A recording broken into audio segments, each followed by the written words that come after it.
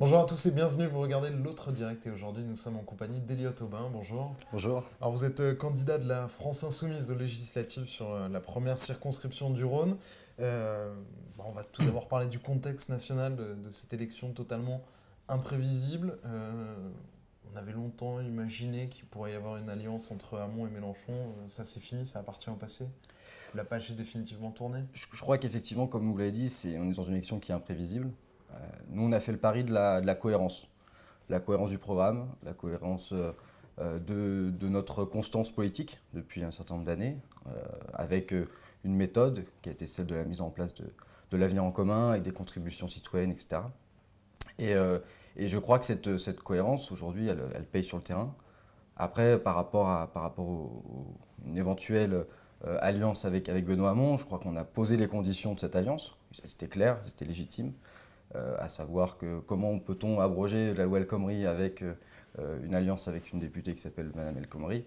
Bon, si Pourquoi en Benoît faire une Hamon... question de personne? Mais c'est pas une question de personne, je Parce crois... qu'à la base, elle vient plutôt de l'aile gauche du PS et que vous n'avez jamais digéré qu'elle porte cette réforme? Non, non, non, ah non, non, pas du tout, pas du tout. C'est que comment peut-on expliquer aux Français qu'on s'est opposé pendant 5 ans à un gouvernement avec un certain nombre de réformes et que demain on dit bah, on va s'allier avec les mêmes représentants de ce gouvernement qui étaient ministres de ce gouvernement, etc. Donc soit Benoît Hamon fait le ménage au sein du Parti Socialiste, et donc dans ce cas on peut discuter, soit il continue avec, on va dire, cette logique d'appareil. On voit bien qu'il est tenu par un certain nombre d'élus au sein du Parti Socialiste et ça sera très compliqué. Donc pour vous, finalement, le sort de la gauche se résume finalement à une députée à Paris, Non, non, à non, Mireille non, El je Khomri. viens de... Enfin, vous êtes en train de dire globalement que... Parce que ni Hamon ni Mélenchon ne sont aujourd'hui capables d'aller au second tour Ça, c'est vous qui s'ils le se dites. présentent séparés. Ça, c'est vous qui dites.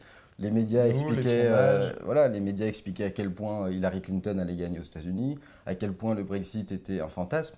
On voit bien qu'aujourd'hui, tout est imprévisible, que dans cet imprévu, la cohérence du programme, et la constance Il faut politique juste est doubler le nombre de importante. voix en un mois et demi.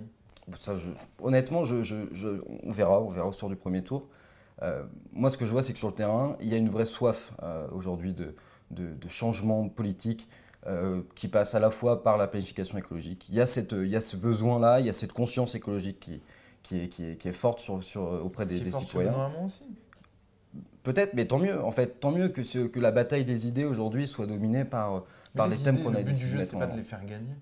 Absolument, absolument, et c'est ce qu'on met en pratique, c'est ce qu'on met en œuvre, et je crois que les Français ne veulent plus entendre parler de ces logiques de négociation. Vous voyez, par exemple, Jadot, qui a euh, apporté son soutien à Benoît Hamon. C'est quand même, en apparence, ça ressemble beaucoup à voici tant de circo, et puis on fait ce soutien-là.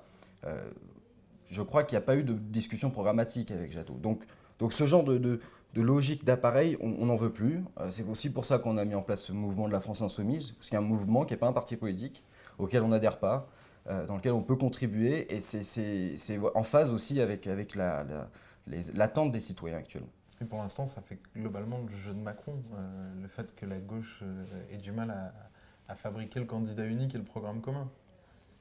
Écoutez, je pense que Macron, c'est effectivement là encore, pour le coup, une bulle médiatique.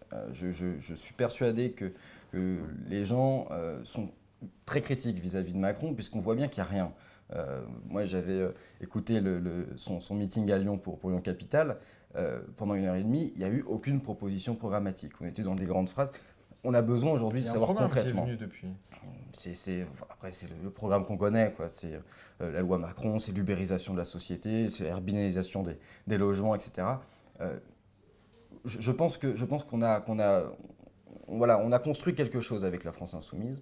On a construit quelque chose avec ce programme de l'avenir en commun. Et voilà, et on va continuer à mener campagne. Il reste 50 jours de campagne. Et on verra bien au soir du premier tour qui l'emporte. Et voilà, je crois que c'est une bataille politique Et pour qu'il faut vous, mener. après la suite sera les législatives. Absolument. Vous avez ce qu'on appelle une candidature de témoignage dans le jargon. Ah bon? Il faut marquer le D'accord. terrain. Non, Vous non, non, pensez non, vraiment non. pouvoir être élu député sur la première circonscription du Rhône? Je crois.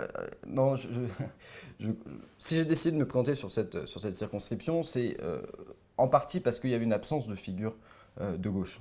C'est-à-dire qu'on a d'un côté Thierry Braillard, À qui vous avez demandé de se retirer. Absolument, absolument, parce que Thierry Qui ne Bayard... tente rien à rien, hein, c'est bien vu.